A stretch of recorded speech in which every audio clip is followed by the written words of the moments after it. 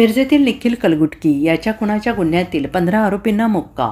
कोल्हापूर विशेष पोलीस महानिरीक्षक सुनील फुलारी यांची मंजुरी. गुन्हेगारीचे मोडले कंबरडे. सांगली, मिरज आणि कुपवाड शहर महानगरपालिका आणि आगामी स्थानिक स्वराज्य संस्था निवडणुकीच्या अनुषंगाने सांगली जिल्हा पोलीस दलाकडून गुन्हेगारांवर जोरदार कारवाई सुरू आहे आणि या अनुषंगाने निखिल कलगुटकी याच्या खुनातील आरोपी टोळी प्रमुख प्रथमेश सुरेश ठेरे याच्यासह टोळीतील 15 जणांच्यावर मोक्का कारवाई करण्यात आली आहे.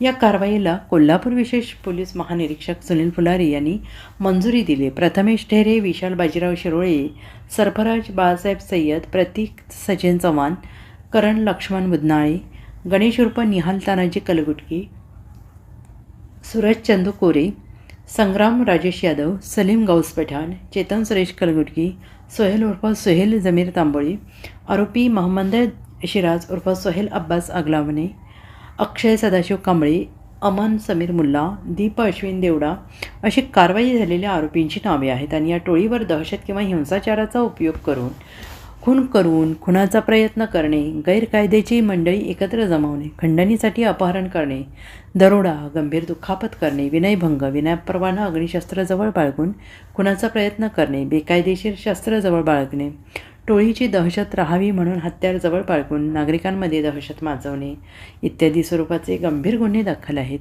आणि या टोळीवर मोक्का अंतर्गत कारवाई करण्यासाठी जिल्हा पोलीस अधीक्षक संदीप घुगे, अप्पर पोलीस अधीक्षक कल्पना बारवकर यांच्या मार्गदर्शनाखाली मिरज उपविभागीय पोलीस अधिकारी प्रणील गिल्डा यांनी कोल्हापूर परिक्षेत्र विशेष पोलीस महानिरीक्षक यांच्याकडे प्रस्ताव पाठवला होता आणि याला विशेष पोलीस महानिरीक्षक सुनील फुलारी यांनी मंजुरी दिली असून मिरजेत गुन्हेगारांचे कंबरडे मोडण्यात पोलीस दलाला यश आलेलं आहे.